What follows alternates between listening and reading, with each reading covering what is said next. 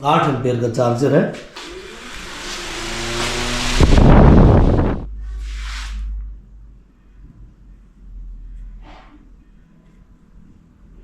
नाज़रीन, ये मैंने एक डीसी मोटर एक पुराने पंखे के साथ जो नेशनल का था, घर में एक फारग पड़ा हुआ था, तो उसके अंदर से मैंने उसकी मोटर, उसका मैग्नेट,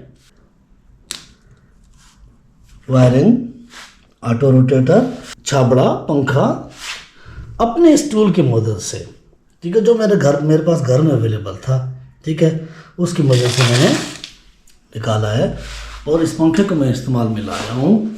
आप एक दफ़ा देख लीजिए कि इसमें मैंने ये पतरियाँ इस्तेमाल की हैं, ठीक है, ताकि इसको मैं बिल्कुल दरमियान में रख सकूं और किसी किस्म का कोई मसला परेशानी ना आए, मोटर किसी जगह टच ना हो। ये देखें, ये बिल्कुल भी आधा सूत्र भी अपनी जगह से नहीं हिल रही और बहुत मजबूत तरीके से मैंने इसको बांधा है। यहाँ से भी आप देख लें, इसके साथ वक्फा भी मौजूद है।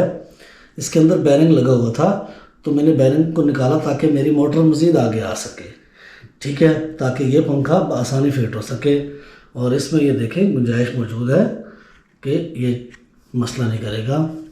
मैं एक दफ़ा इसको चलाता हूँ ताकि आपको इसकी समझ आ सके कि ये स्पीड कितनी है।